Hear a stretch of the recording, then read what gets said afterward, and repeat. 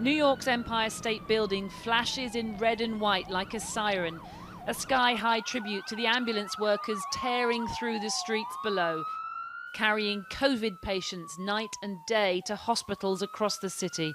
Nearly 1,000 people have died here, roughly a third of all US deaths in one single city. I've welled up in tears at times, you know, when we take somebody's loved one out of their home.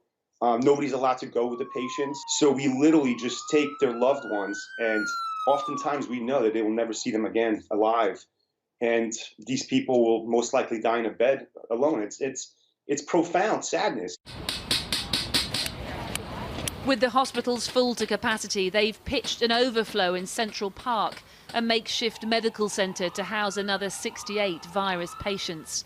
In place of joggers and dog walkers, volunteers now hastily assemble shelves and unpack boxes, they hope full of equipment that will save people's lives. We expect to be full by the end of the day tomorrow. So we have ventilators in an ICU that are set up and ready to go. And this is why they need it. Look inside this emergency room at Brookdale Hospital in Brooklyn. Groaning patients are lined up, bumper to bumper, along tightly packed corridors. And every ward, every inch of this hospital and its 370 beds is being overrun by COVID-19. Well, this is a war zone. It's a medical war zone. Every day I come in, what I see on a daily basis is pain, despair. It's not easy coming here when you know that what you're getting ready to face. More than 20 patients have died here, and the morgue is already full. So outside, the now familiar sight of white refrigerated trucks to shoulder the overflow. Staff, too, are stressed. From doctors to cleaners, equipment is running out, and they worry for their own safety. We are scared too. We're fighting for your lives, and we're fighting for our own lives. We're trying to keep our head above water and not drown. We need support. We need gowns, we need gloves, we need masks, we need more vents, we need more medical space. That's why they've taken over the pediatric unit, and this is the tiny window that family can look through to see their loved ones alone and in intensive care. Only some of them don't get to leave alive, wheeled away like so many others. The New York governor today begged President Trump to send help now, saying he'd been forced to buy ventilators from China because it was like bidding on eBay to secure enough in his own country. Overwhelmed hospital workers, he says, deserve more. This is ongoing, and the duration itself is debilitating and exhausting and depressing. I'm speaking to healthcare professionals who say, look, more than physically tired, I'm just emotionally tired. Seeing the pain, seeing the death that they're dealing with every day. As bad as New York is, other states like Florida are brimming with infections too. So these two cruise ships with hundreds of passengers have been ordered to stay offshore. The Zandam sailed from South America and was scheduled to dock on March the 21st. But with 4 dead on board and 100 others ill, the governor has refused them entry. They say they're looking for quarantine space to isolate all 415 passengers, but until then, they'll be left stranded at sea. Well, the pain there you saw there in my piece on the ground is, of course, translating every day into economic pain. Today, the investment bank Goldman Sachs said it now expects growth in the US in the first 3 months of this year to plunge 9% and a staggering plunge of 34% in the second quarter here in the US in the months ending in June.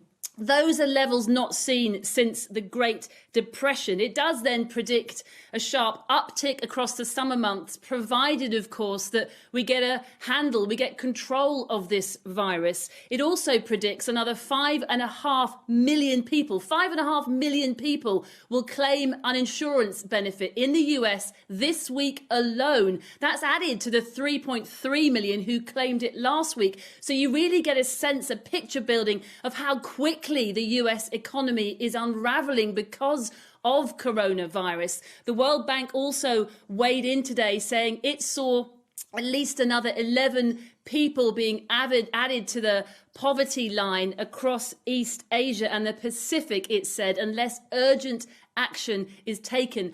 Ominously, it also predicts that China could in fact post practically no growth at all this year under a worst case scenario, down from about 6% growth in 2019. So you put that lack of growth in China together with pain in the US, and what you have is the world's two biggest economies suffering this year. And as we know, if they suffer, then the rest of us suffer too. And the only conclusion we can draw is that it will take a long time for everyone to recover.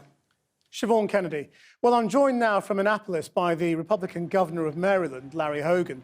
He issued a stay-at-home order yesterday in order to slow the spread of the virus in his state. Thank you for joining us, Governor.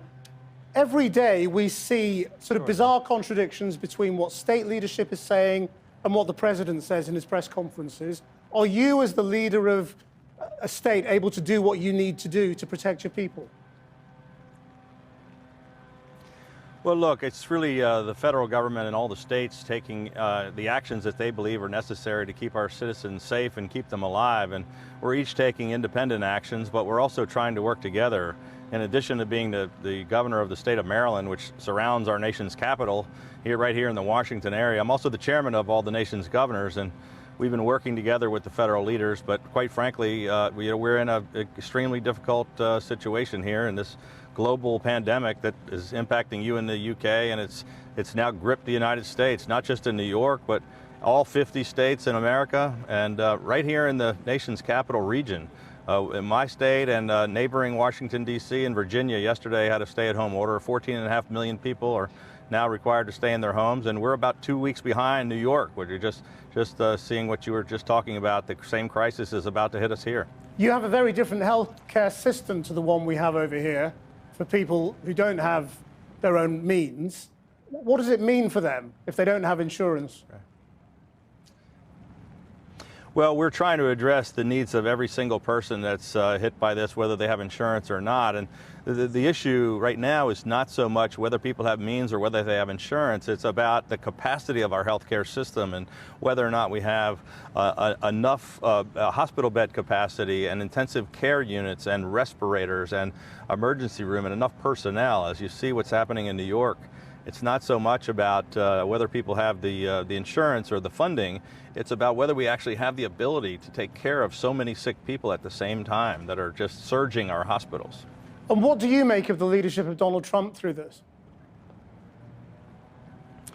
Well, look, I think they're making some attempts to catch up, but there's been some mistakes that have been made, and but they have been reaching out to the governors, and governors are taking their own independent actions. But they've taken some steps recently to try to get behind this thing. But there's no question that we're behind the 8 ball, and we've got some important work to get done. And I don't want to point fingers about what hasn't been done or who made which mistakes.